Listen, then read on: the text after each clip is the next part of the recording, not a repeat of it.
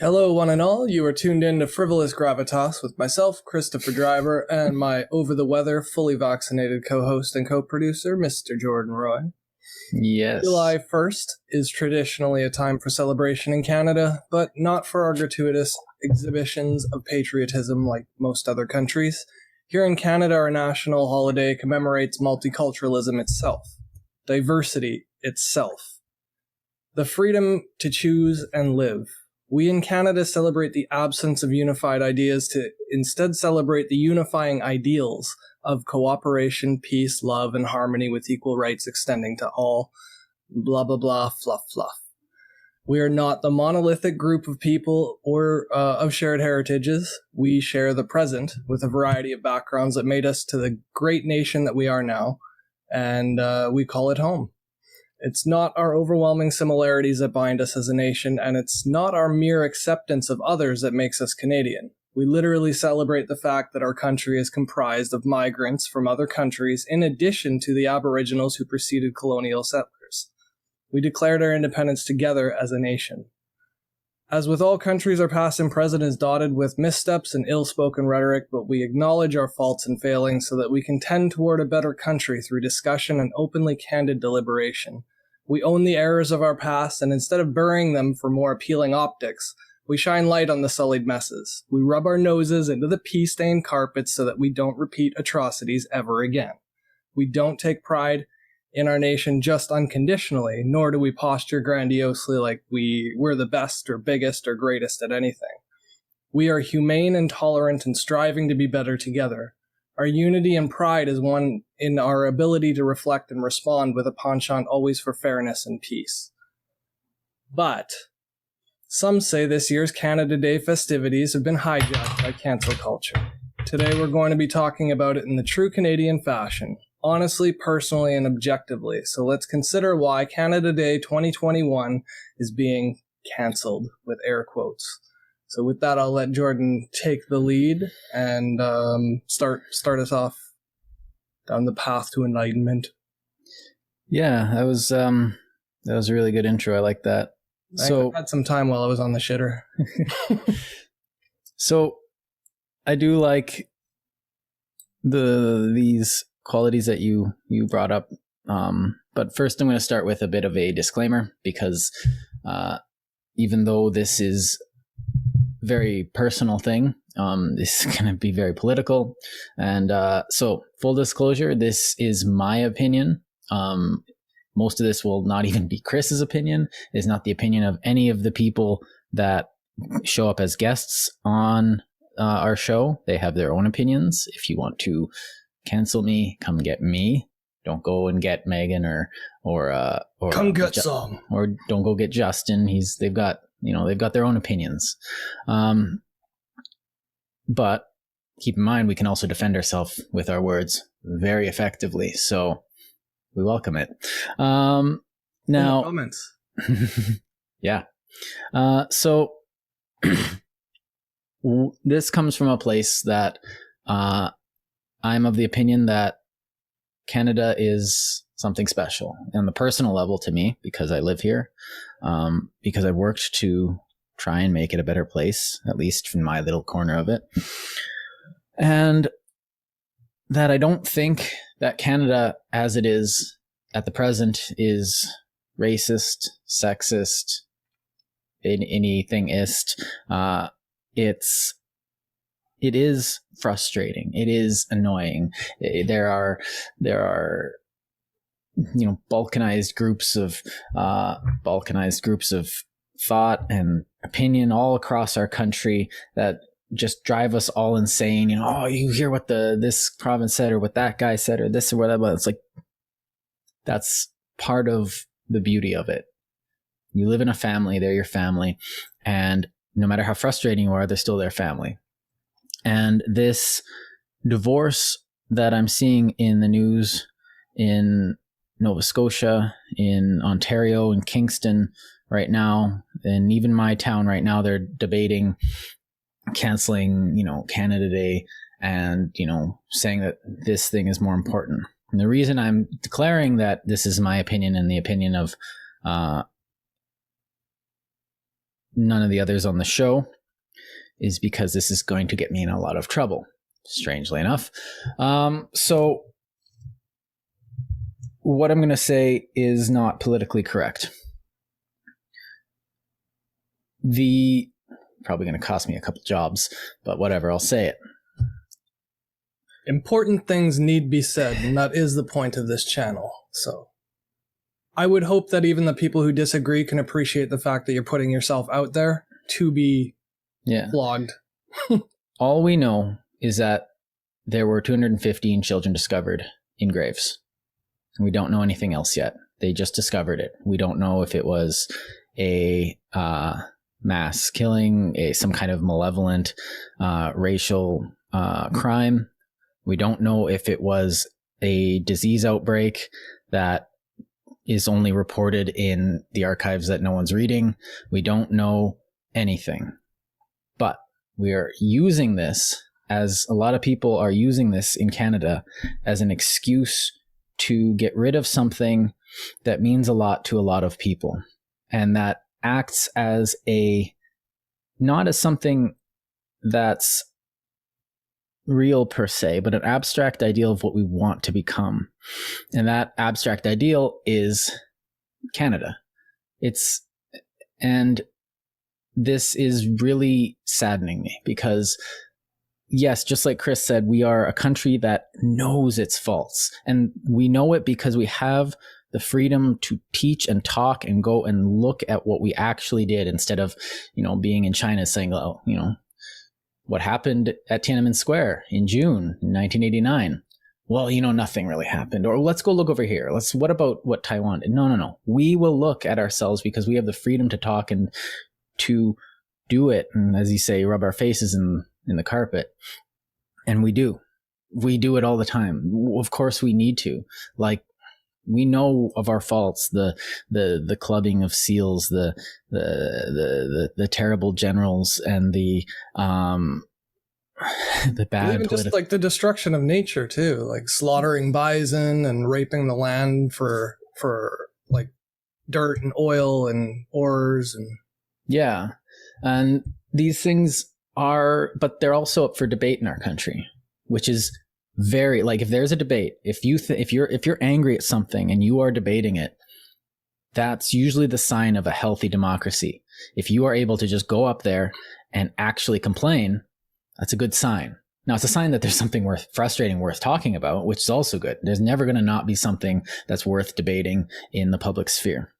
And this is why I find that this cancel culture isn't about canceling Canada Day because we need to reflect, which is a rarely good sentiment. It sounds great, looks great on the optics and the PR.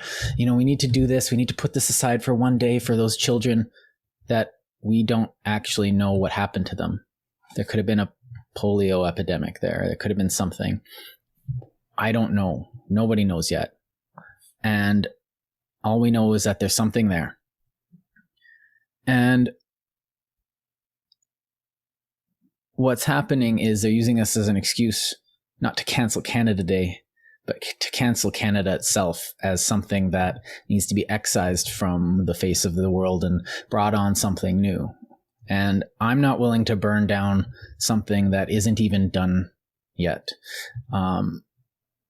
Canada has changed. It's changed many, many times, as I can tell you as a historian, but it's not going to finish changing.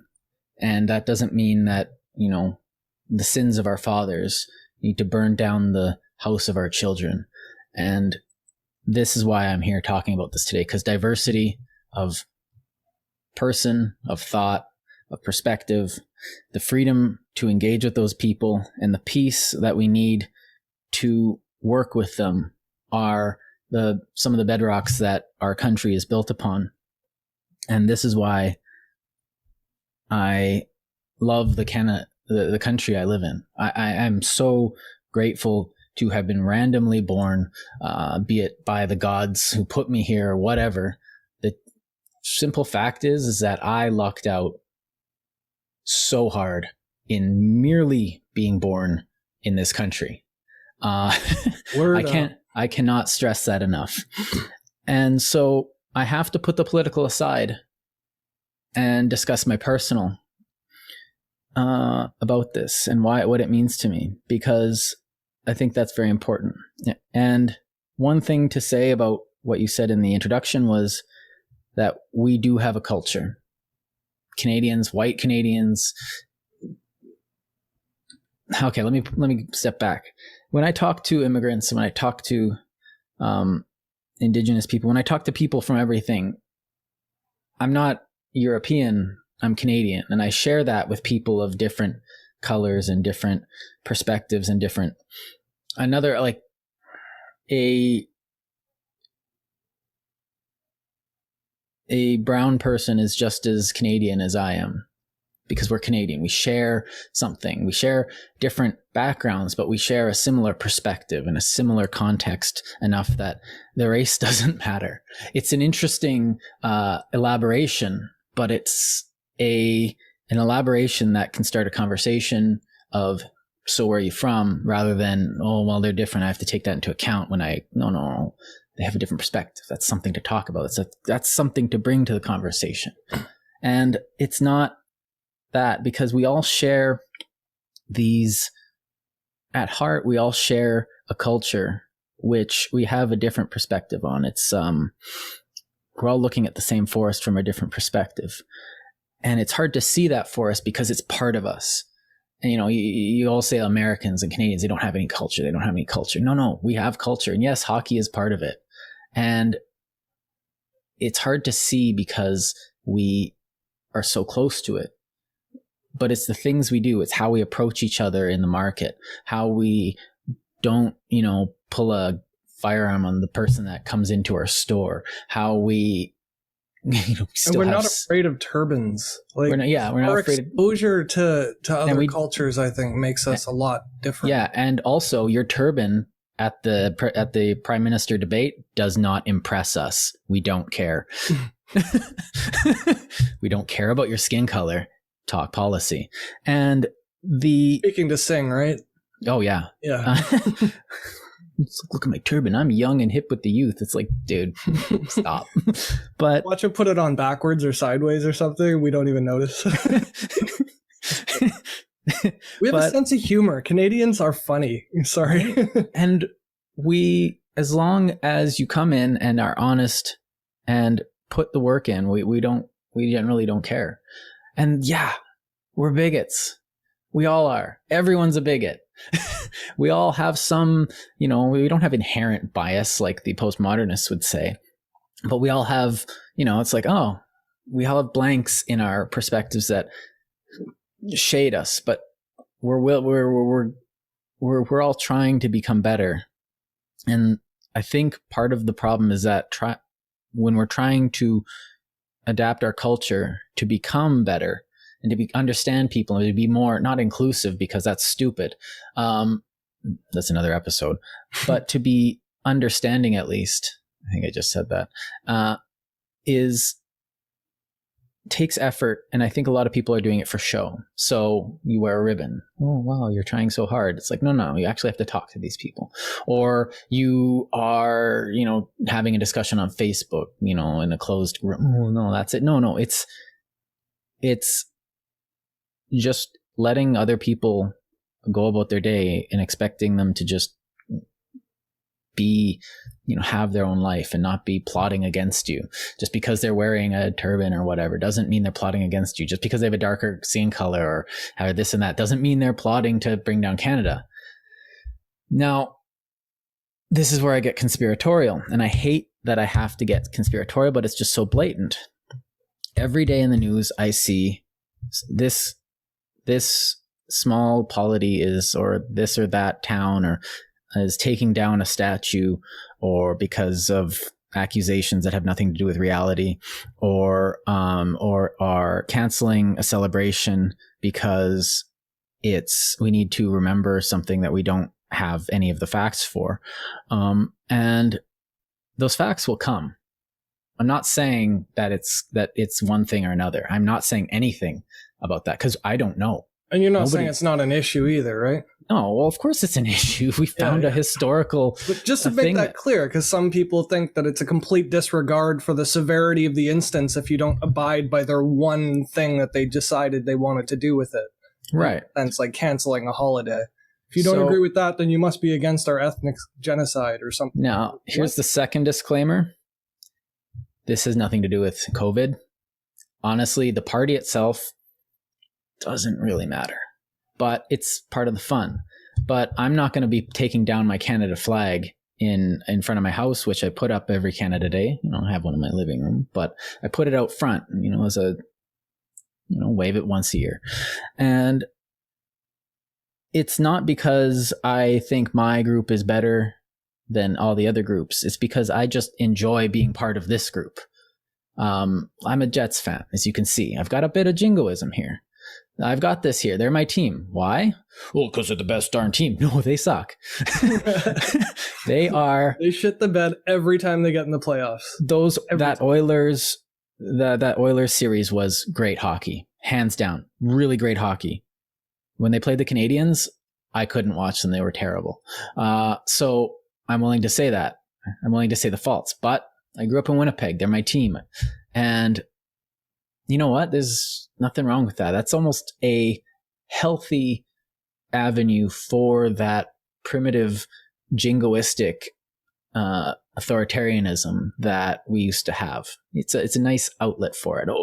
Instead of being like, well, we should go over there and kill them because they're our enemy. It's like, well, what if we just did that, which is a normal human instinct, and did that for baseball or football? It's like placating your limbic system, right? Yeah. Like we all have those drives. We're human. We have to deal with the nature of our biology. Yeah. And your negotiation with that matters. But when it comes to Canada, it's definitely, it's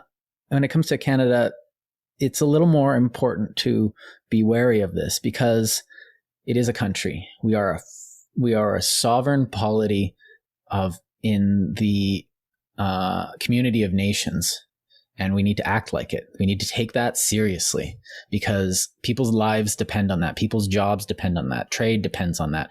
And if we take this seriously, then other countries will take us seriously. And what does that mean? Well, we need to know who we are. And what we are is we're a constitutional monarchy set up as a democracy.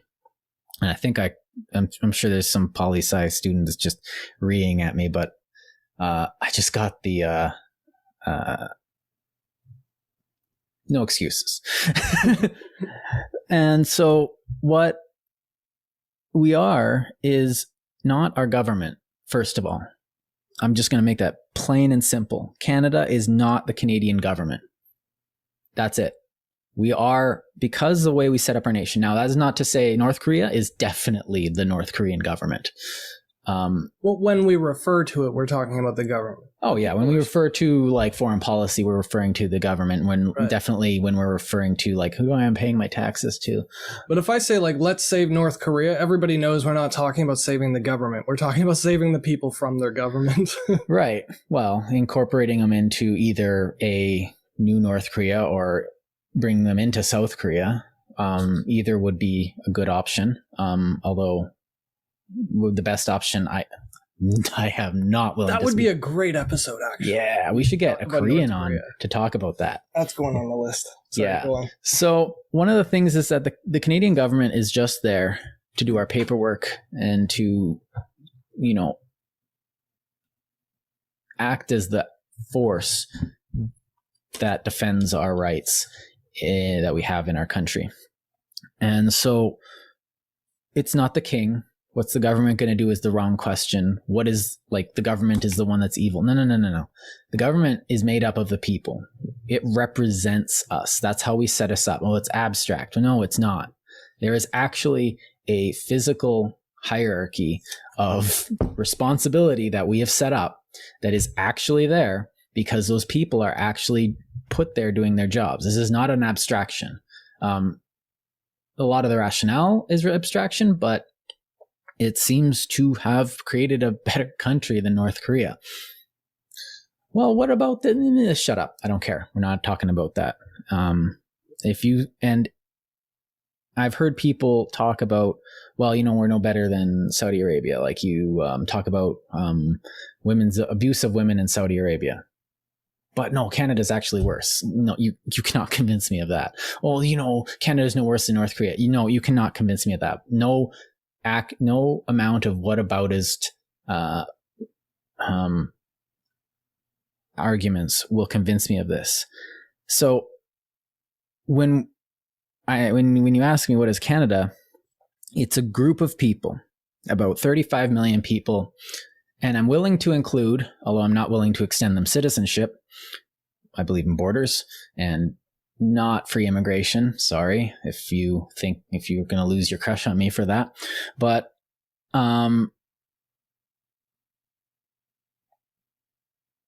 a lot of these people that we bring in to work are still part of Canada. We have to acknowledge that. They do still pay some sales tax, and they interact with the Canadian citizens. And so they have an influence on us. Now, all these people within this set borders, I don't really want to move them because moving borders has historically ended badly. That's kind of one of the things I like about Kissinger's work is like one of the best things about the Treaty of Westphalia is that it made borders a thing and it allowed us to stop fighting. It's like, okay, yeah. That's true, yeah. Unfortunately, I hate agreeing with the guy, but it is true. Yeah, he's really interesting to read, but it's kind of like a debate when you're reading him. But it's like not just a grain of salt; it's like one of those horse cubes of salt. You need the whole thing and just lick it while you read. So everyone within these borders, and some people that work with outside of the borders too, make up what it is to be Canadian. And we share a culture. That is the things that we agree to love as a community sort of thing. The traditions, our little actions. And it comes down to like, how do we respect our elders? How do we construct our military? What do we do on February the 14th? What do we do at Christmas? How do we sit down at a table at a restaurant? Which way do you enter a grocery store? Why do we signal these manners, these little things that make up who we are? They're all important. And we don't really actually need to pay attention to most of them. But one of them in particular, I think is worth paying attention to. There's a lot of them. I think Remembrance Day is very important, and I want to do a Remembrance Day episode because I think it's one of the most important holidays, not holidays, I don't want to call it that, one of the most important mechanisms of remembrance that we should actually be sharing with the rest of the world. But Canada Day is important to us. And it's not because of the party, although the party does help. It's not because of the, flag waving. It's not the reiteration of our values and an imposition of panoptical Foucauldian power. No, it is the remembering of the community that we are a part of. We get to stand around for a day and look at ourselves and see what makes up our community. And I think that's very important. And the flag isn't a symbol of power. Those are the cynics speaking. The flag is just the thing that we look to as, okay, that's where our community is. It's a symbol. It's just something that we rally around. We're all standing around a field. And every once in a while we look to the flag and we go, oh, we're over there. And that's what we can do. And the reason why that's good in Canada and not good in, say, something like the Third Reich is because we can just stand around it and we can do whatever we want around that flag. We don't have to march around and invade Poland and France. We can just stand around eating hot dogs and talking to our neighbors. And this is a weird metaphor, but it saddens me that we have to apply political cynicism to something like this. And I guess what Canada Day becomes when we think of it like that is, okay, let me go on a story then, I guess. This will be easier. Before you get to the story, can I comment on the Memorial Day thing? Because yeah, on what you were saying before. I find it really weird, and maybe you can explain this succinctly to me, but I find it weird that we want to cancel a holiday in order to observe a remembrance of something, when almost all of our holidays exist to remember something and not forget it. Right. So like you mentioned Remembrance Day, so that lest we forget, we're bound to repeat our past transgressions. Yeah. We need to remember how awful war is. And if we so don't, that it doesn't we'll be happen like, again. we should And just Christmas. war them. Christmas is important. Remember Even for- Jesus, right? Yeah. And then Easter, remember Jesus again. But like, what is it? Valentine's Day, remember to love, and peace, love, and harmony. Like, all of our holidays are to make us stop and take a second, Thanksgiving especially, to take stock of the good and to how to preserve that. So why would we cancel a holiday about a country when we're mad at the country for having done something 100 years ago or 150 years ago? Right. Couldn't we have a second holiday instead? Wouldn't that make more sense? And, well, that's what I thought. But the thing is that a lot of what's happening now is we're having a cheapening of holidays as well. Because right now you come out with like the Americans just passed the 13th or the November or something. They made a June holiday. Juneteenth, thank you. Yeah. And it's like, okay, I understand it, but it's kind of a cheap gesture when you... Especially when they still celebrate Columbus Day. Yeah. Well, That's pretty cheap. And then they... Like, you have Black History Month, which the moment you make Black History Month makes Black history meaningless. You have Pride, which is... it's getting a bit much. I'm sorry. I'm going to kink shame. If you're doing it in public, I'm ashamed of that. And your sexuality isn't on the table. We don't care. Like, just be gay. And but don't make me gay. And to have a whole month of it and have it, codified in law. It's like, no, I'm not going to celebrate it. I'm just going to treat like non-binary people just like people.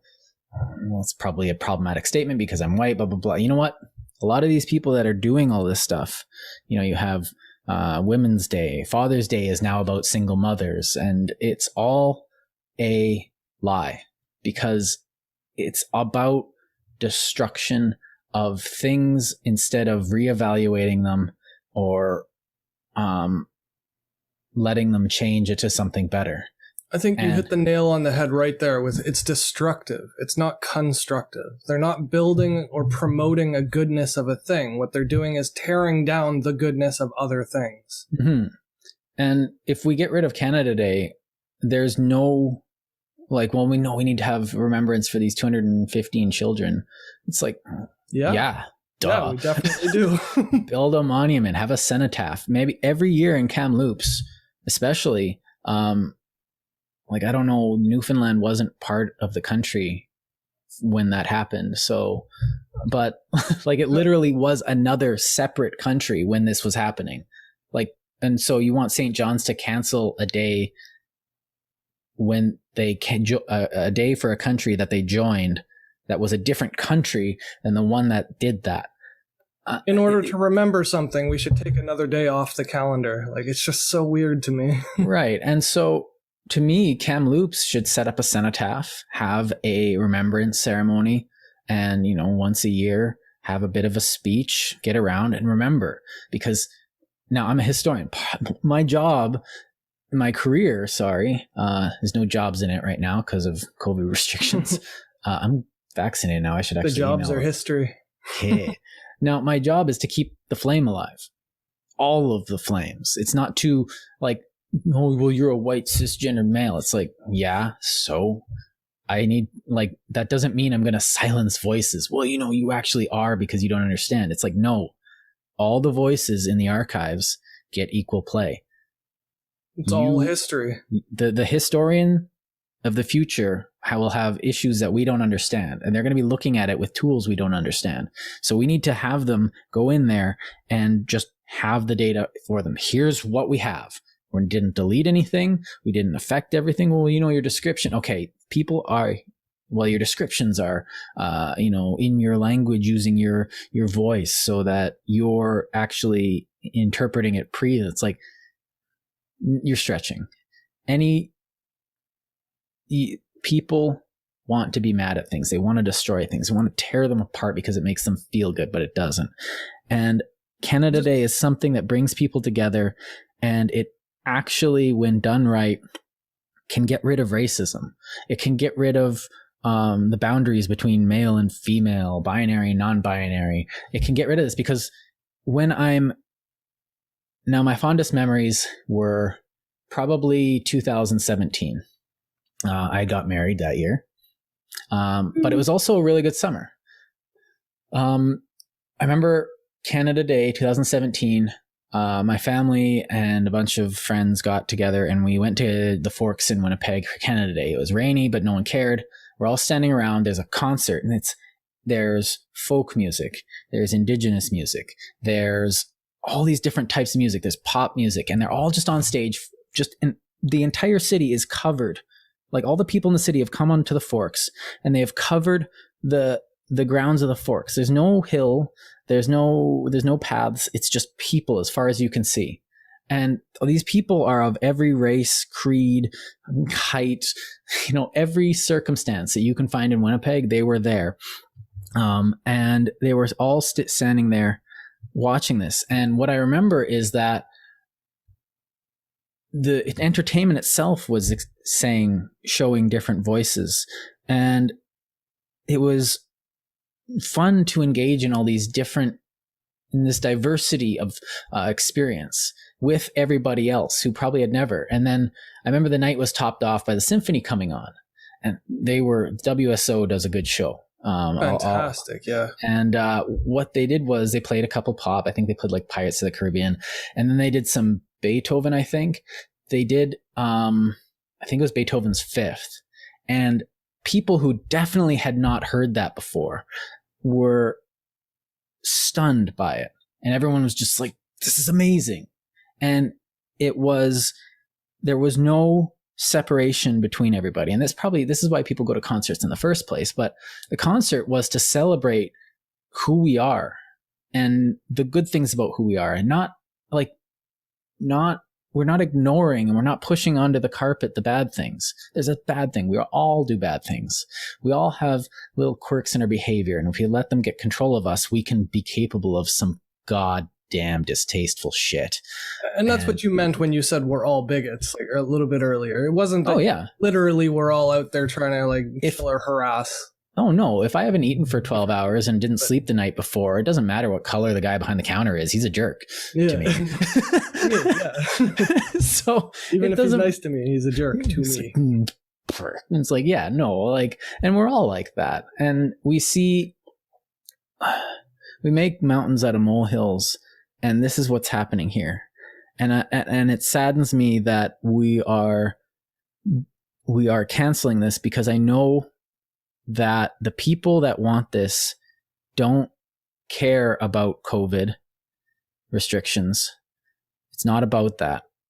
They don't care about, that's just an easy little virtue signal that people can do. Oh, look at me, I'm wearing my mask. Oh, look at me, I'm staying at home, not interacting with anybody. Oh, look at me, I ordered all my groceries on Amazon. It's like, cool, good for you, you're a hero, I guess, whatever. And way to be a responsible adult. Pat you on the back. So, and it's not even about the kids that died in Kamloops. That any child's death is a tragedy, period. Doesn't matter who they are. I don't know. But on that note, why aren't they marching to help all the Palestinians? There was 63 murdered because Israel claimed that 12 Israelis were killed from fireworks. What about the kids caught up in the Myanmar thing?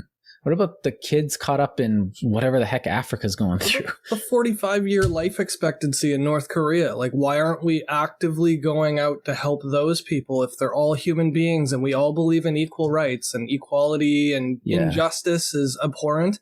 Why don't we fight actual injustice? Yeah, Duterte in the Philippines is advocating for the civilians to go around shooting drug dealers. No trial, no justice. If you suspect someone is a drug dealer on your corner, help the government by killing them. Like, just stuff like that, we should be just as outraged, if not even more. And we are. They're choosing, though, to march for certain specific causes that are personally affecting them. But like you said, it's a virtue signal. They want to show that they're advocating for the downtrodden. Yeah. But they're not. What they're doing is they're advocating for the downtrodden so long as it looks good on themselves, so long as it's self-reflective in a positive light. Well, I remember seeing one video of folks like this, and they're doing a march for, Black Lives Matter or something stupid like that. Oh, geez, that's going to get me canceled. Don't take that out of context, please. You don't take that out of context. I'm just not a communist. Yes. But these protesters stop a guy in his truck, and the video shows him, he stops him in his truck, and they're beating up his truck, and he's like, "Stop it, why are you doing this?" He's like, "Well, you're white and blah blah blah, you're part of the problem." He's like, "There's cops right there, go fight them." He's like, no. He's like, "What are you, cowards?" And he's calling them cowards, and then breaking his truck, and he drives away eventually. And he's saying, like, "Why are you fighting me, just a guy getting home from work, when you're yelling all cops are bastards at me, but there's cops right there." You're hypocrites. They want to have the easy show of being the just, this or that. But like, it's easy to call something out. It's hard to actually act on it. And to provide solutions. That's what really bothers me. When I go to somebody with a problem or my outrage, I want to tell them what I want them to do to fix the problem. I don't want to just yell, "Hey, find more dead people. Oh, do your job and find missing women." Like, yeah, we should find them, but do you have an address or a phone number for them? Or do you have some leads? No. Well, what the fuck do you expect me to do? Like, they cherry pick the data, because it's like, well, there's missing and murdered Aboriginal women. It's like, okay, who's making them missing and murdered?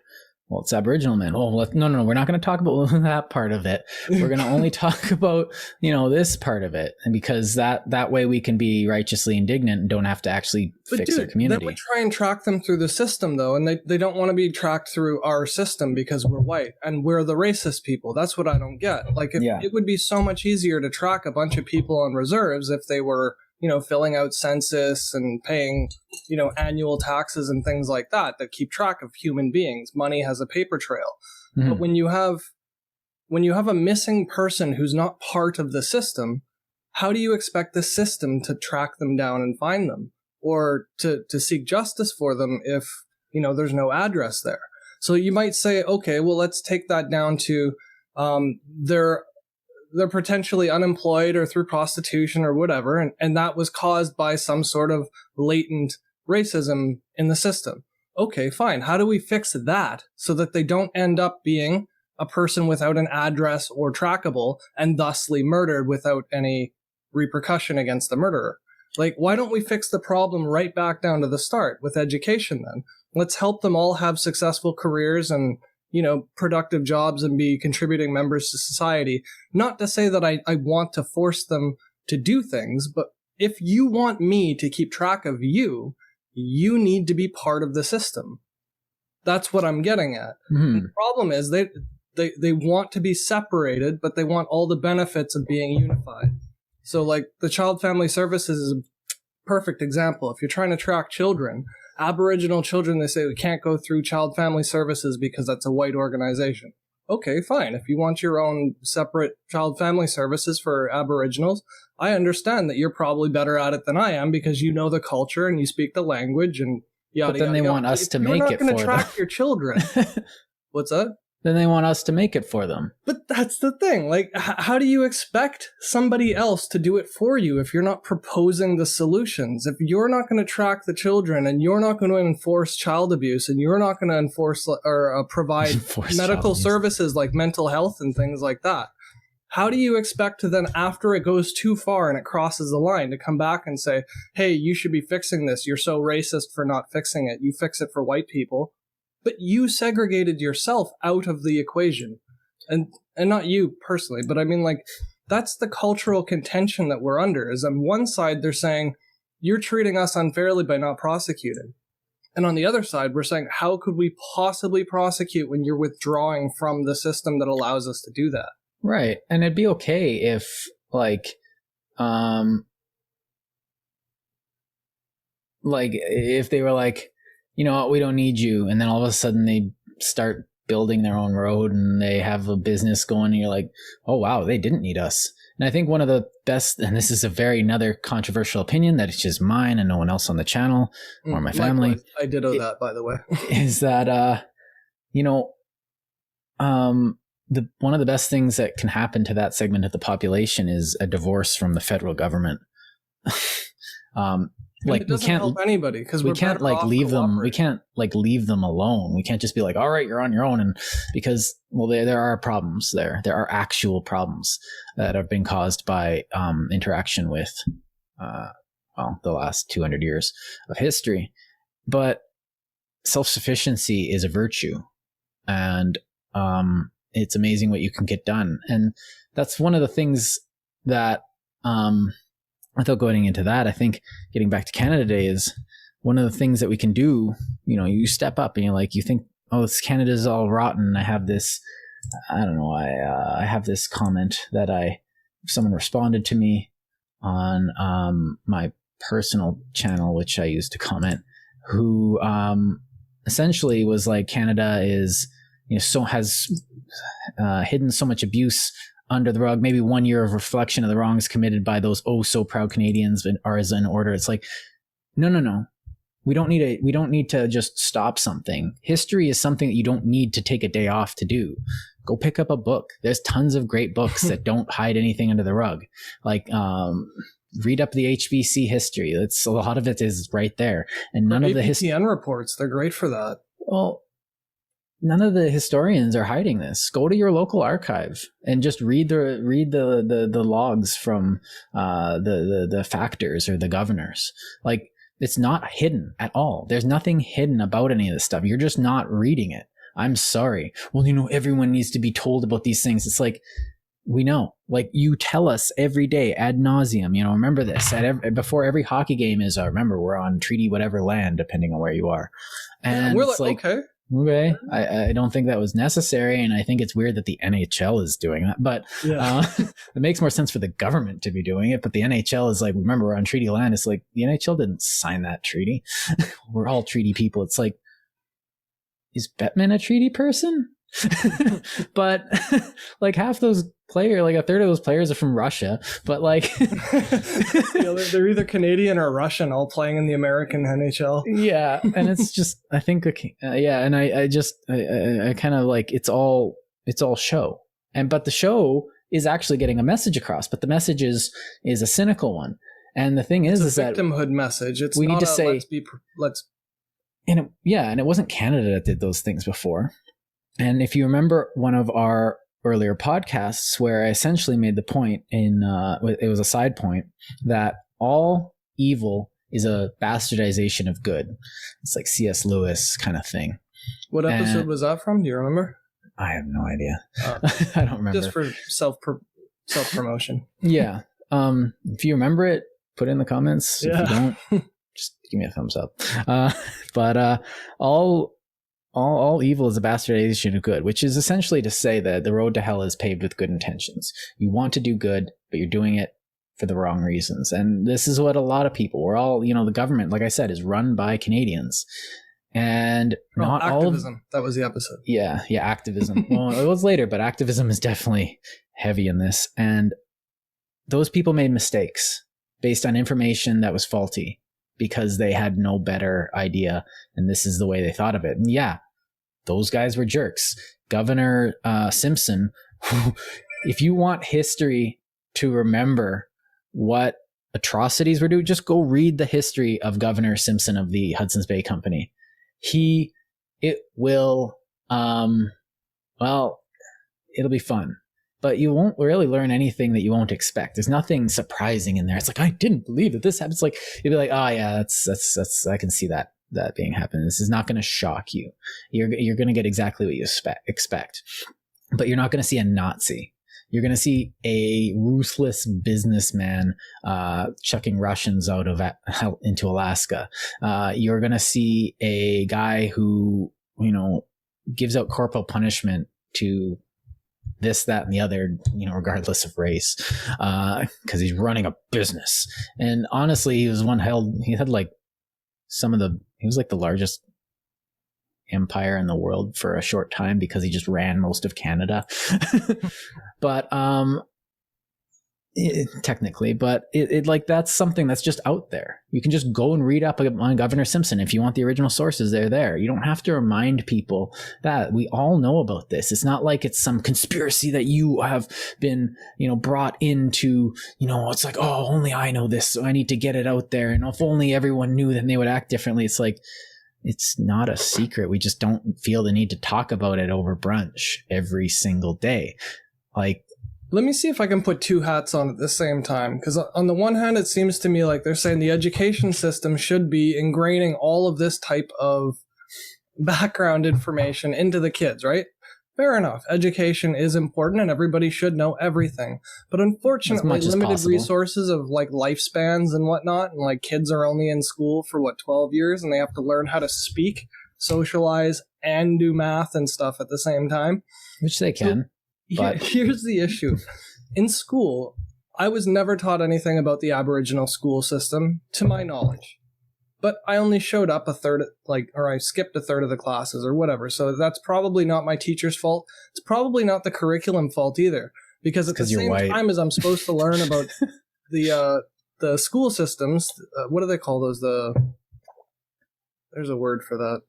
The school systems that they keep complaining or not residential schools, which were, and now here's another opinion that I share, and it is an opinion. This is not a fact because I am forming an opinion. The residential schools were a bad move. Yeah, I'm trying to get to that though. Yeah, sorry.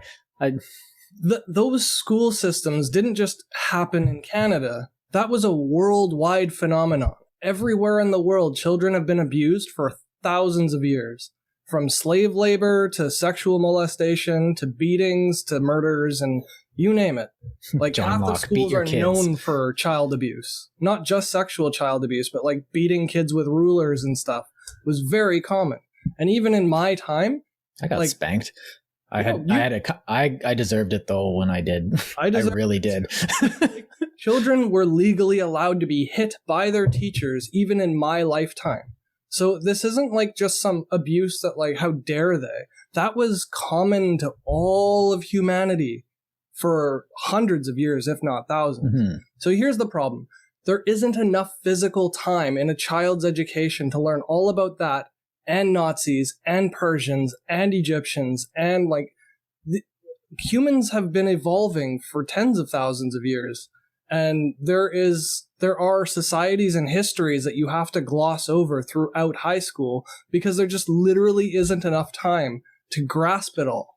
And what they want to do is monopolize a huge chunk of that time where you could be learning about something like the Holocaust and dedicate that to something that we have, relatively speaking, harmed a lot fewer people and that we already know is bad because we've reformed the education system to not do that anymore. Well, so it's not like we forgot because we've acted and changed. And it's not like we're not teaching it because there's just so much to teach. Well, what do they actually expect? What's the solution? I don't see a solution being proposed. Well, it's destruction, but you're right. Because the other thing is to add to that is that if you study the Holocaust, which did happen. I don't know. If you don't like that, unsubscribe. I'm sure nobody watching our channel thinks it didn't happen. and then, but the thing is that lesson that you learn from reading about the Holocaust or the Holodomor or the Cultural Revolution or the, Vlad the Impaler or the conquest of Gaul or like, name one instance. There's like all throughout history, you can learn the same lesson. Mayan and Aztec too. Like, yeah, ritual sacrifice was literally a thing. Yeah, it's not just a fairy tale. People did it actively, murdering children on stage in front of crowds of people on an annual basis. Never again. Right. It's the same sentiment and it happens. It's like, okay, human sacrifice, never again. The Holocaust, never again. The Holodomor, never again. Residential schools, what's the lesson? Never again. It's that easy.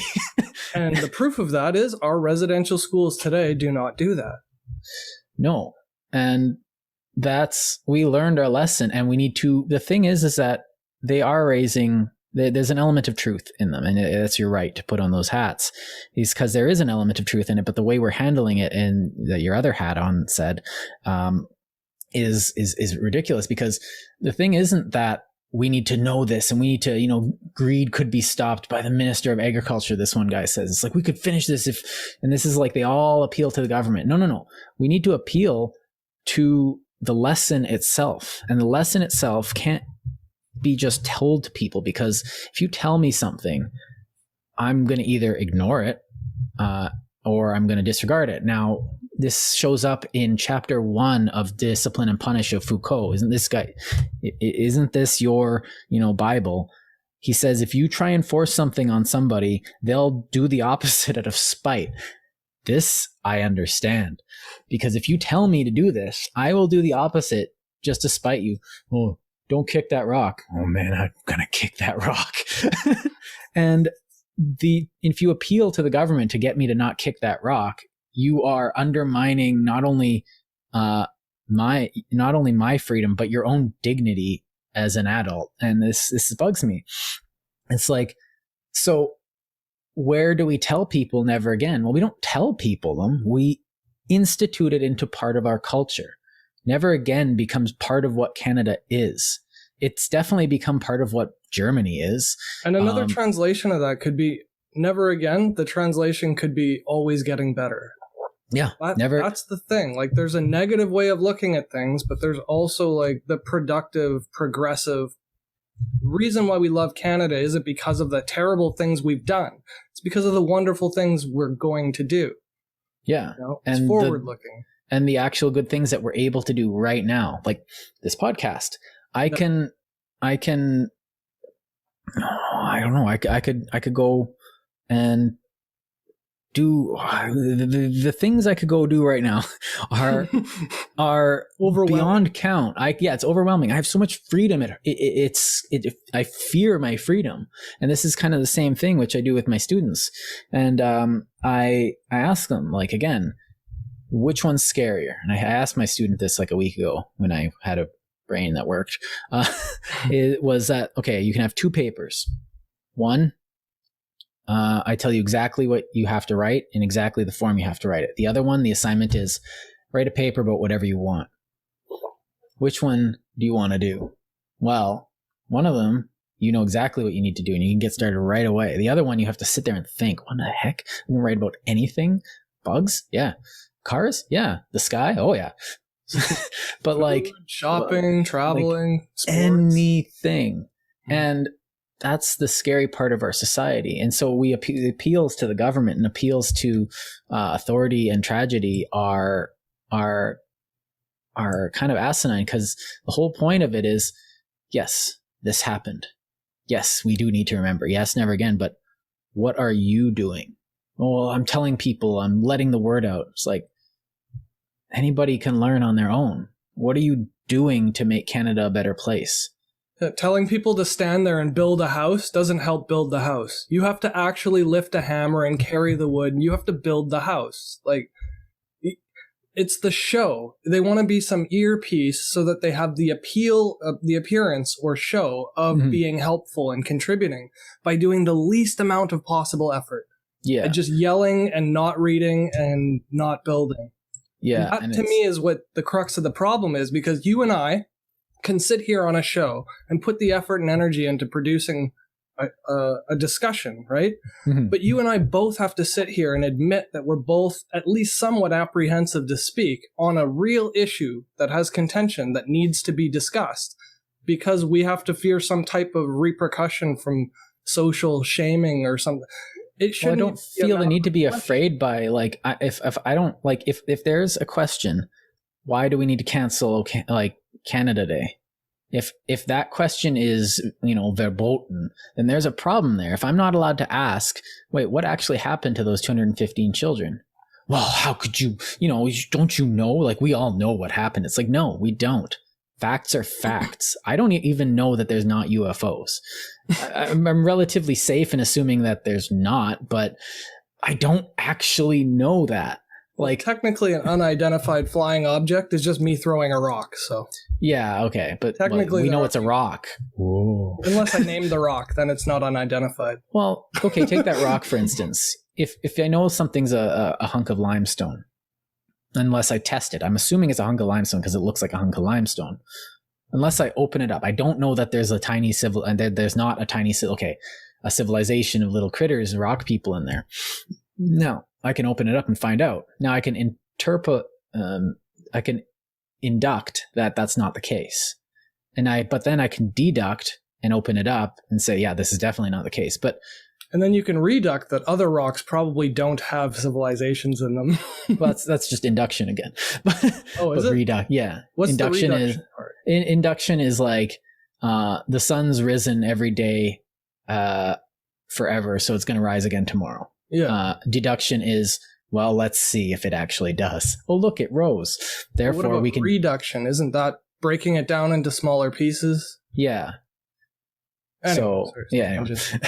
But like, curiosity compels me. So, what are we talking about?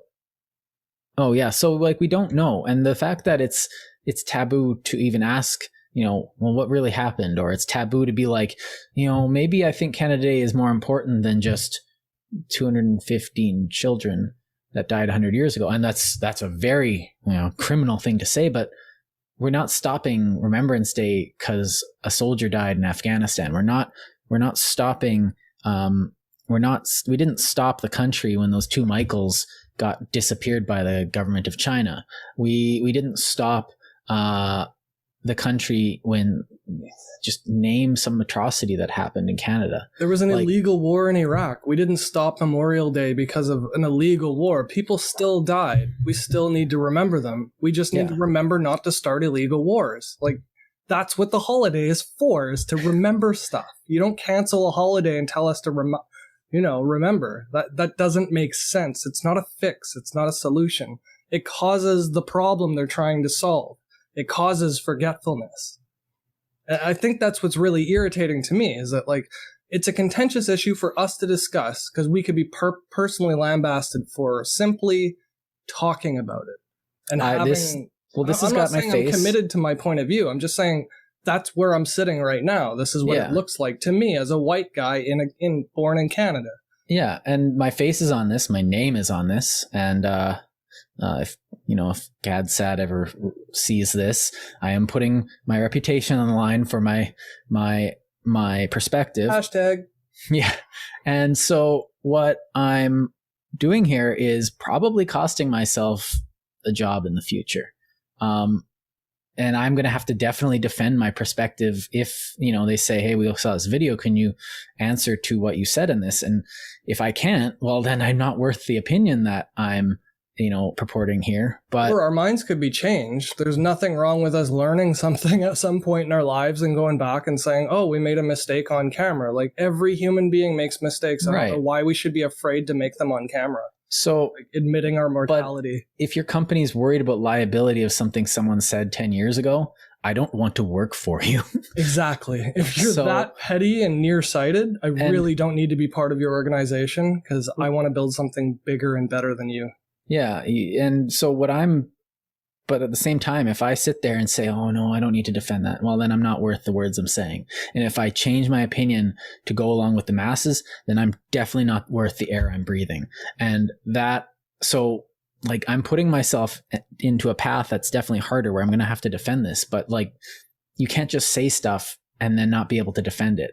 And I'm not willing threaten people with words like racist and bigot, and you know what I mean? That's so cheap to just, it's like calling people rapists just because they look at a girl wrong. That's not fair. That's 100% of my clients are not white. 50% of my friends are not white.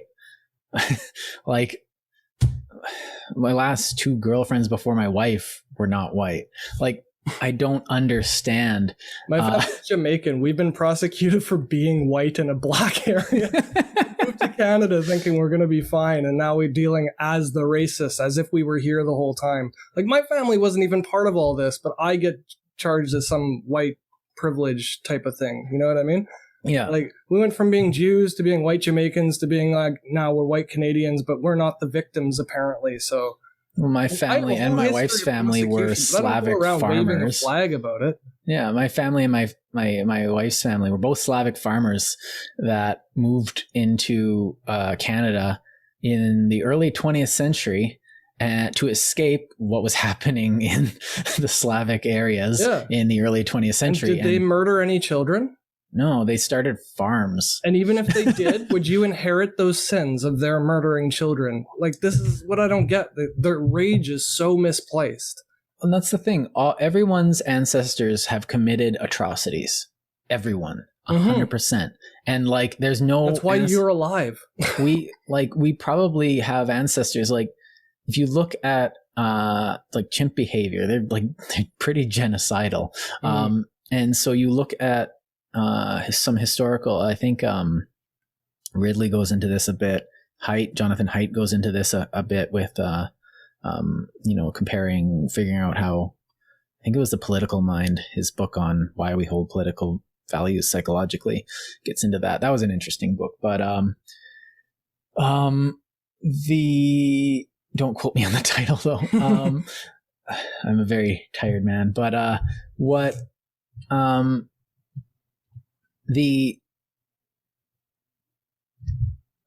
we're trying to get at is saying, like, it's not justice to pin problems and fault on people who had nothing to do with it based on the color of their skin. That's actually racist. To say that I have white privilege just because I'm a white man, ignorant of my entire family history, is literally just as racist as what you're accusing me of, which I didn't do. Well, and this is everywhere, and it's so frustrating because my wife's faculty brought in somebody to call her racist and inferior to her face. Someone asked, well, what is it okay to be white? And they're like, well, actually not really, and she's just sitting there being like, why are they doing this to me? Like, it's like, well, now you understand what we went through. It's like, wasn't the whole point that no one has to go through this now? Yeah. Like, and that's now we're segregating, justice. Like now we're segregating people again so that, black people can have their own space. It's like, that's the opposite of what we should be doing. We need to integrate. And that means getting together, all together on a day, bumping shoulders with people of every stupid opinion group and just singing a song together and then going home and being like, that was a good day. Yeah. Was it? And it like doesn't MLK, need to be pushy. We need to desegregate the parks and the theaters and the buses. Like, the whole idea of desegregation was to have people bumping shoulders, not to separate people into like groups of victims and oppressors. Like, well, my wife literally had to sign an inclusivity statement. So she's just like, this is stupid. So we just quoted, she's just like, I'm quoting Martin Luther King directly on my inclusivity statement. Yeah.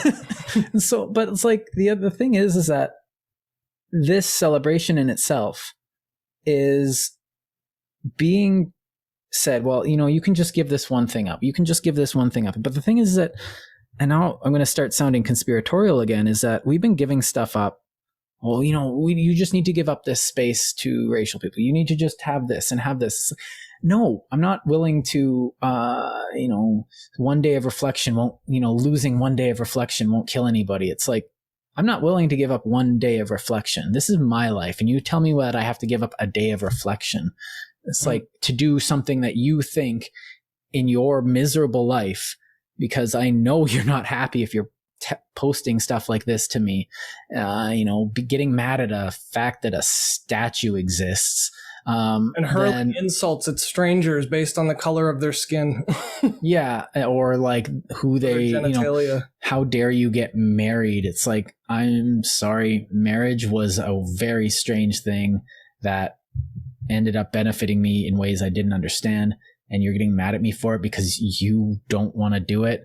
I want to have children, so that makes me evil? No. I'm not willing to politicize your misery and make it a legal obligation. I'm sorry, not happening. I'm not sorry for the fact that I'm living a good, meaningful life. And I'm not going to apologize for that. And I will be waving a flag on Canada Day.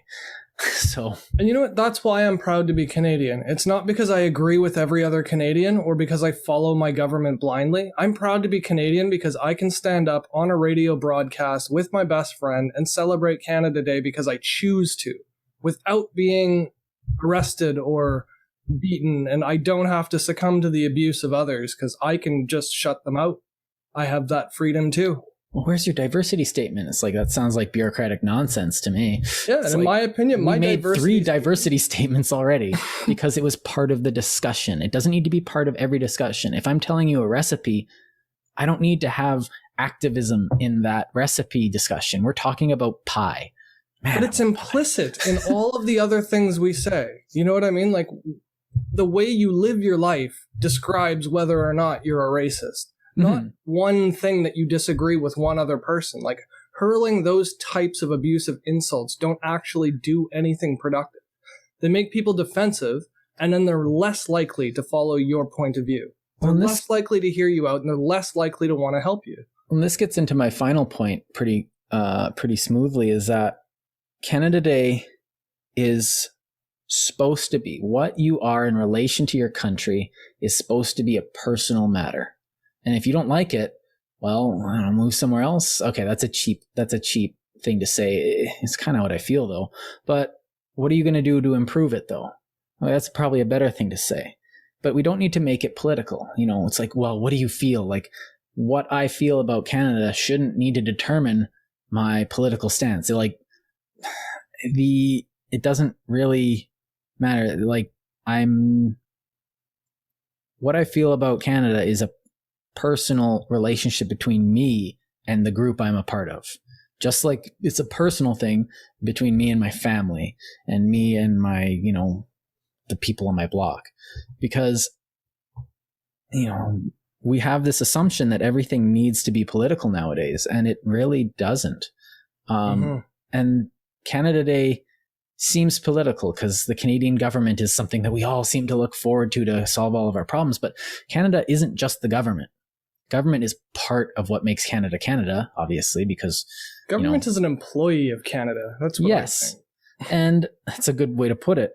And the rest of it is the rest of it is personal.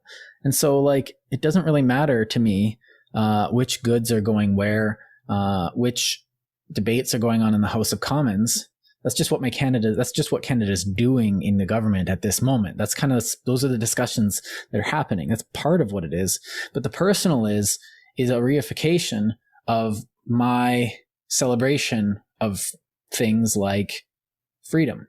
I'm very, very interested in maintaining freedom of those around me, regardless of who they are. I do believe, I don't necessarily believe in multiculturalism per se. This is a very fine line I'm about to walk, but I do believe in diversity of culture. What do you mean by multiculturalism? Like, what would you be against? I think multiculturalism is a shallow concept in reality. It's like, I love it. So explain to me what part you don't like. It's not that I'm a melting pot guy. When you come to Canada and you're Canadian, you get your citizenship, you're Canadian, period. I don't care. We'll have a different culture. It's like, yeah, that culture. That's what we need. That's what we need. Well, that's multiculturalism. No, multiculturalism is that enforced. And okay. Yeah. So to me, you can't enforce that. It just happens. The shawarma shop that showed up out like around the corner is run by Canadians because they come here, they tell me, and they try so hard. They tell me it's like, oh, you know, I'm worried about the poor people that are wandering around wrecking stuff, but you know, I really want to, and they're trying to be as Canadian as possible. And I'm like, dude, it's okay. You're allowed to have your opinion. I tried to get halal pork. Ignorant Canadian. But that's just one of them, because I know that Canada isn't just a bunch of white people. It's not just a bunch of native people. It's not a bunch of black people. It's not, you know, this or that. It's just a bunch of people. Mm-hmm. And that's always going to be a diverse group. You're always going to be diverse unless you're in Japan for some weird reason. 99.9 like cultural like ethnic homogeny. That's some weird stuff. Yeah, they don't allow immigrants though. That's the weird thing. Yeah, but at the same time, there's other things that I like. We're a peaceful nation. Well, that doesn't mean we do. When there's a war starts, we let everyone know by crushing their front lines. But when we're at peace, we revel in it, and that's something that is worth it. You know, we have a hard-working history. We're not just a history of white genocides and this and that and blah blah blah, genocides by white people, blah blah, not like Robin DiAngelo BS. Yeah, I thought you were gonna be like one of those Kellyanne Conway where you make up the white massacres of yeah, which is no different than like, anyway, I'm not getting into that, but like I don't think that there's a white genocide. I don't think there's No, we're not making shit up here. We generally are a group of people that's like, what do we need? We need steel. Well, let's get a steel mill going. We're like, yeah, it's like you dig the coal, you ship the coal, you shovel it off, you put the steel, you form it, you ship it out. Like we organize and cooperate. 4:00, let's go play hockey. Yeah. But like, instead that's the thing. Time, we beat each other up on the ice. We learned the lessons of the 19th century, and we made the mistakes of it too, but we learned them, and we got a lot of what was best about America, and we got a lot of what was best of Britain. And France. We got some France. We got a lot of power, Yeah, and we're also learning from the indigenous people as well. To a large extent, they do have stuff to teach. It's just we think that what they have to teach is spiritualism and another form of metaphysics. I'm sorry, your religion is just another religion to me, but it's not. But the philosophy underlying their religion, right? And it just shows us that there's another way to reach these truths that we were trying to figure out in Europe. And it's just like, okay, you got a different perspective, and the philosophers are looking at them, going like, that's really interesting. I'm going to go to the East and I'll be right back to talk to you because they're doing some weird stuff too.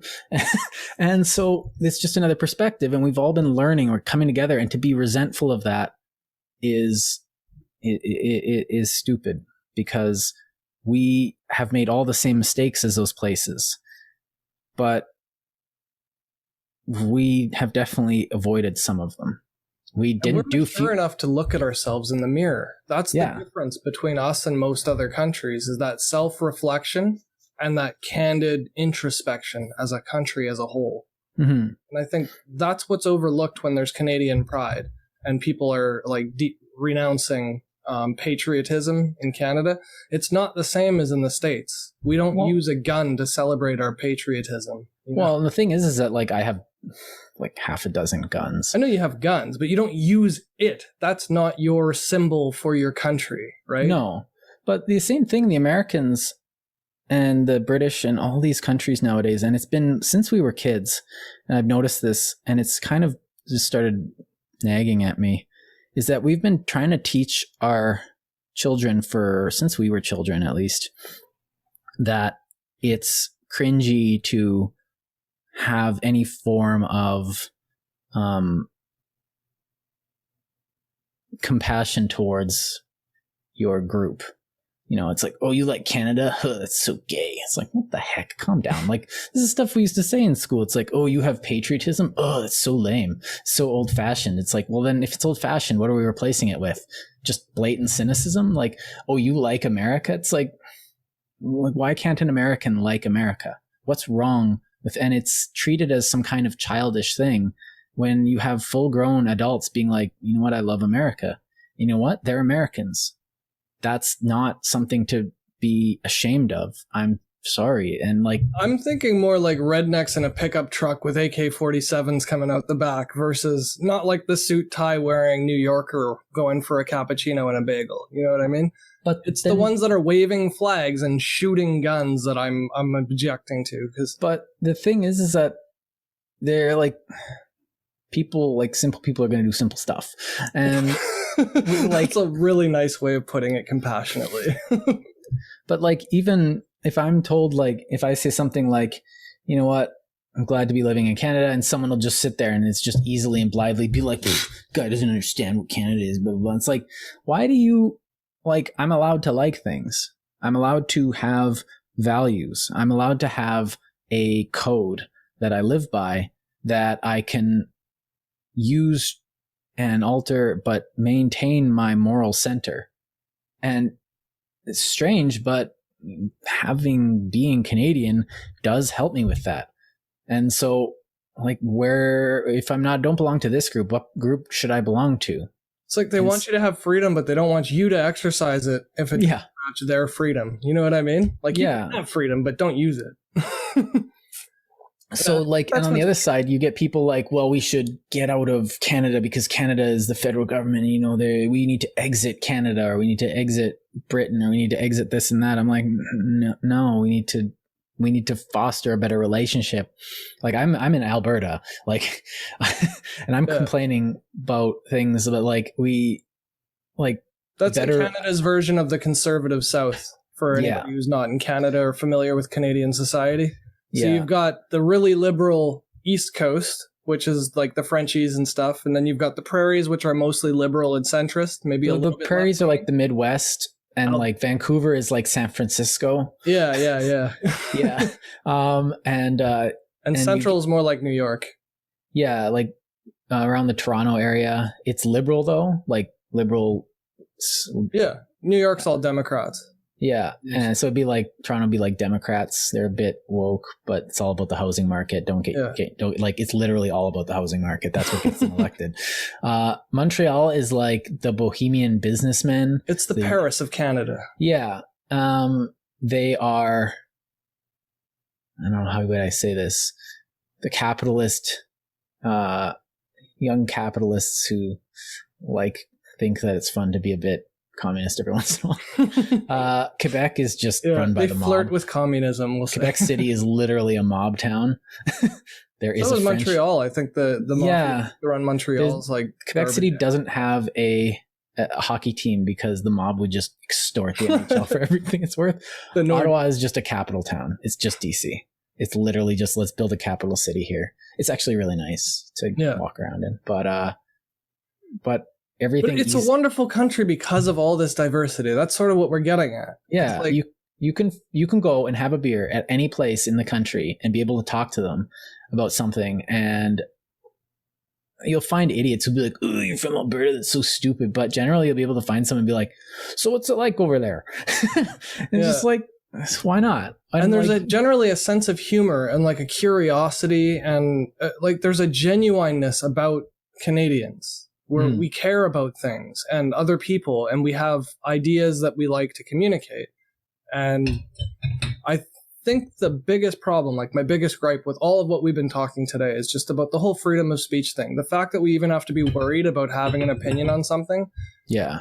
That bothers me like a lot, like to the core. That to me is Canadian, to be able to speak your mind and not be judged as a person or your character based on an idea you have at a present time, just because you haven't learned or been exposed to a better idea yet.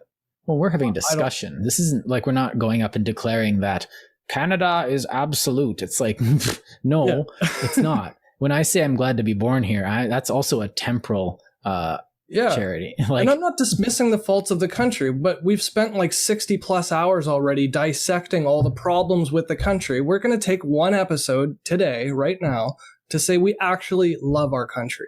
Yeah. The reason why we pick it apart and criticize it is because we want to make it better. That's what you do when you're a mature adult. That's the responsible approach to a problem, is to fix it. Yeah, you find a third way. Well, and what do? Well, you either pick up a shovel, or you we're going to leave Canada. It's like, why not foster a better relationship with the Eastern Canadians? Or run the country and make it better. Yeah. Just make it better. Why would you build a new car if you could just fix the car you have and make it better? Yeah.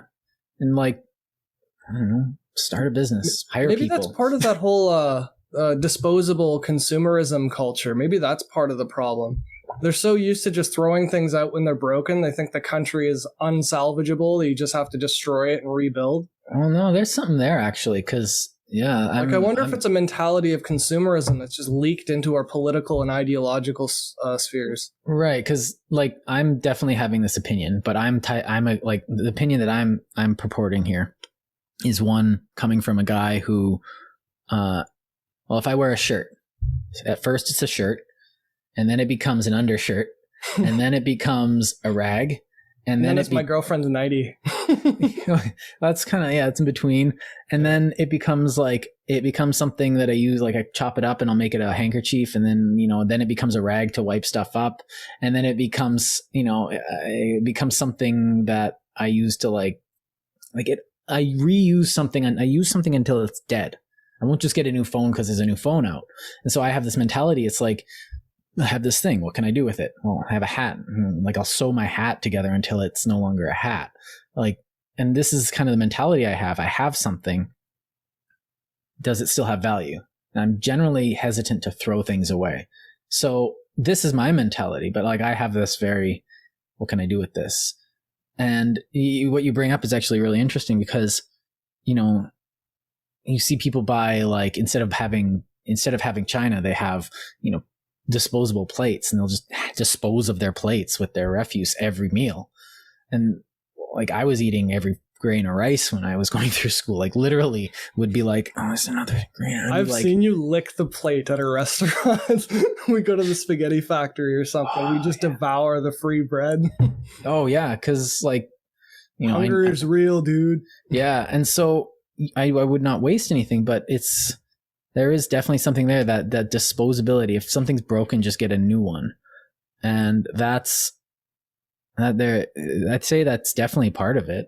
Yeah. Maybe something to talk about in another episode. Yeah, because we do have the cult of the new mixed with the cult of the expedient. So I need a phone, but I need a good phone. Well, it's not good enough. And so you throw out an old phone, and then those African miners that you paid nothing to get the, small little thing from in your phone. My phone is the child slave labor and the 50+ heat. Yeah.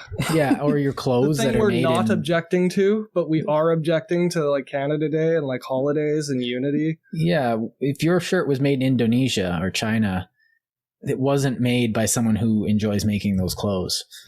I can guarantee you that. And that's objectionable. And that isn't thought about. And it's easy. And this is the thing, I think the other part of it is that it's easy to complain about something that's close to home, that doesn't really have any impact. Because when you complain about something like this, you're almost understanding that nothing's going to happen. And if nothing happens, you can be even more indignant, and you can try to make a change, but you don't actually have to follow through on it, because following through on it means you actually have to go and say something and do something. And then there's your oh boy moment of the day. Oh boy. Yeah. And so you get up there and everyone automatically sees that you haven't actually done your reading. You don't have a nuanced point. You're just pointing fingers, and you don't have anything worth saying. So they're going to see you're a fraud. So it's good to just pick something that you don't actually have to be called out on, and to say it in a way that, you can't actually argue about. You just, I'm going to complain about greed. It's like, are you sure greed is actually a bad thing? Now, yes, greed can hurt you. It's one of the 7 deadly sins, but it can also be a huge motivating force. Sin and virtue exist on two sides of the same coin all the time, every single time. And there isn't just good and evil. So it's a lot more nuanced, and you have to think about what you're saying. You have to think about what you're doing. And we can't just, in the Burkean sense, is where I'm going to come down on this. And I think the spirit of Edmund Burke is, standing behind me, because I think we need to take the middle path and not throw the baby out with the bathwater, but maybe just give the baby new bathwater. And so, yeah, Canada Day is important to me. Yeah, and again, it's just it's definitely a personal thing for me too, and I'm not ashamed to admit that. My opinions are largely based on my personal experience. Like you mentioned, the Forks, and that's where the rivers meet, where the city was sort of founded, and our downtown center core has basically a big plaza with stages and fields and walkways. There's a lot of Indigenous Remembrance stuff there too. If you go to the Forks, if you're ever in Winnipeg, go to the Forks. It's a amalgamation of the wine, the music, everything. We used to just hang out sitting on top of those. It's a circle of rocks that represents a native space of power. And there's a circle in there where they have their rituals, and they dance around it every once in a while. And if you sit in it at certain times, it points out stars at certain times of the year. And it's this wonderful place. And you don't have to be a native to understand the spirit of the place. There's something there. And yeah, that's kind of a spiritualist way of putting it. But what is there is a place that we can all come together and not worry about these petty things. And I'd like to think that places like that are allowed to exist in our country, which is great. Now, the Forks is great. I look for a place like the Forks in every city I go to.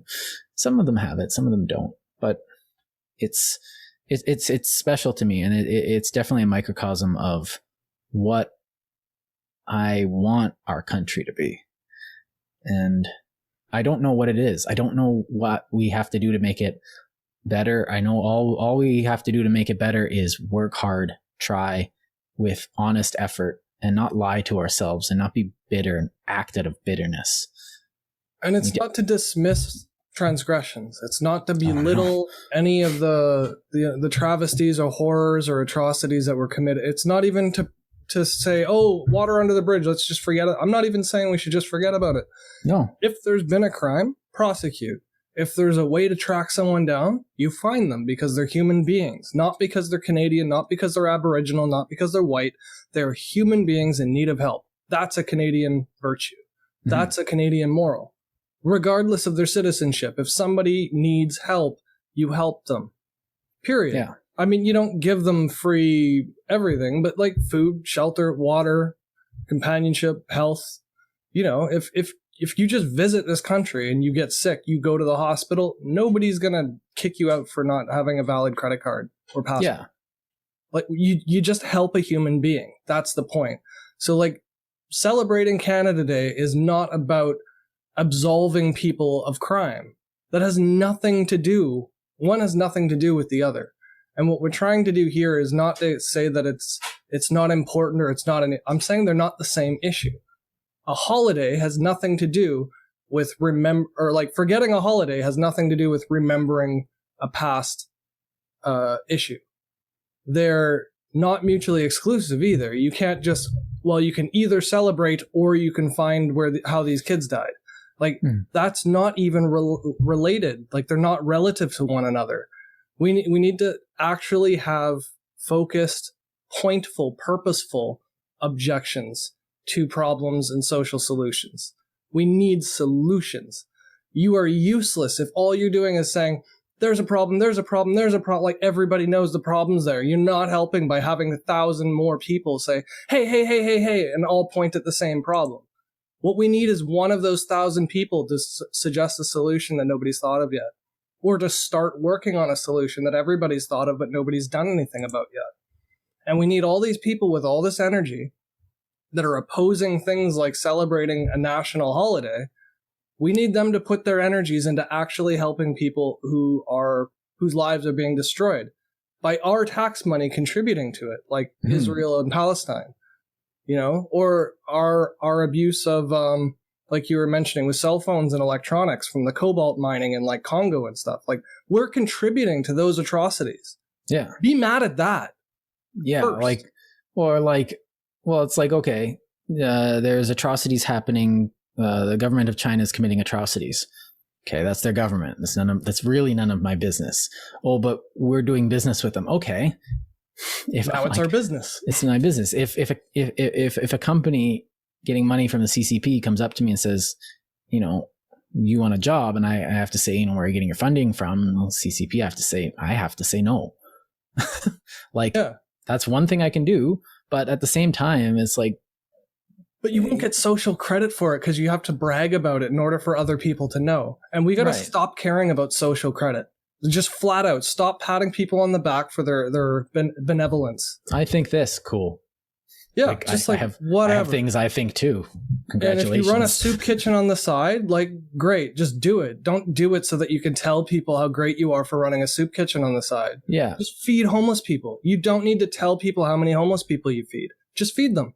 Yeah. Like, it's really straightforward. Be a good person. How many homeless people do you feed? As many as I can. And how many is that? Not enough. That's a good answer. Like, but I guess that's sort of like the Hegelian in me that just seeks rationale and truth above all things. Like, I don't know how rational Hegel was, but but what I am saying is, like, these people with these energies should be mad at the cobalt mining and, like, you know, objecting to slave labor from Chinese products or whatever. But yeah, I'm not saying that because you're objecting to those things more loudly and dedicating more energy to them, that you can't also still care about the social issue at home. Yeah. It's just they're not on the same playing field. But at the same time, they're not equivalent. In addition to that, you have to make sure that the thing that you're complaining about is rooted in reality. You can't say, well, this is happening. And it's like, well, yeah, well, this is happening. Is it? Show me the proof that it's happening. No, just trust me, it's happening. Well, there's your first red flag. You have to show me it's happening. Like habeas corpus, like straight up, you show me the body. Well, there's a genocide of it. Is there? Like, show me. Yeah. Like, bring me to the thing. I will, if you don't have evidence, work at producing it. Well, there's 215 dead children. It's like, yeah, there is. Like, Kamloops was not 100 years ago. Kamloops was not a easy place to live for anybody. Like, it was on the frontier. 100 years ago, my town, Edmonton, had only been, in existence for 15 years. And so... Yeah, we're a very young country, by the way. Most other countries probably don't even realize what that's like. Yeah, and... They've all got a history. Kamloops it's in the wilderness of the Rockies. Well, it's not in the wilderness. But it's one of the most beautiful cities in the entire country. If you can go there, please go. Just drive through the Rockies, honestly. Yeah, do that. I'm going in a week, so when this airs, I will be in the mountains.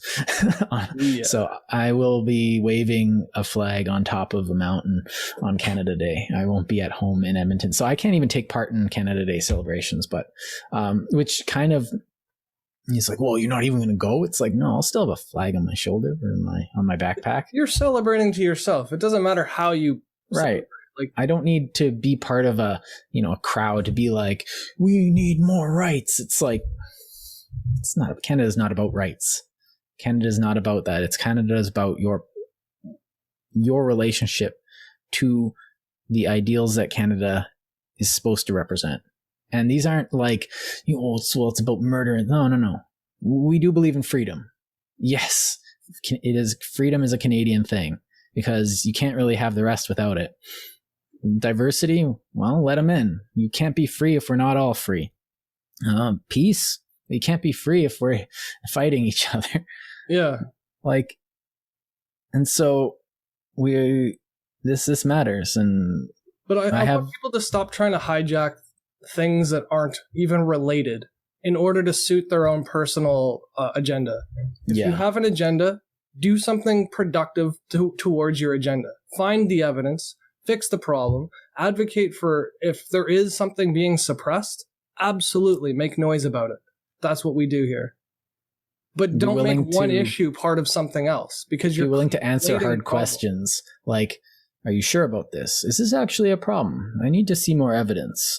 It's like, well, why do you need to see more evidence? It's because I'm not convinced. Yeah. Why else would I need evidence? That's the only use for evidence.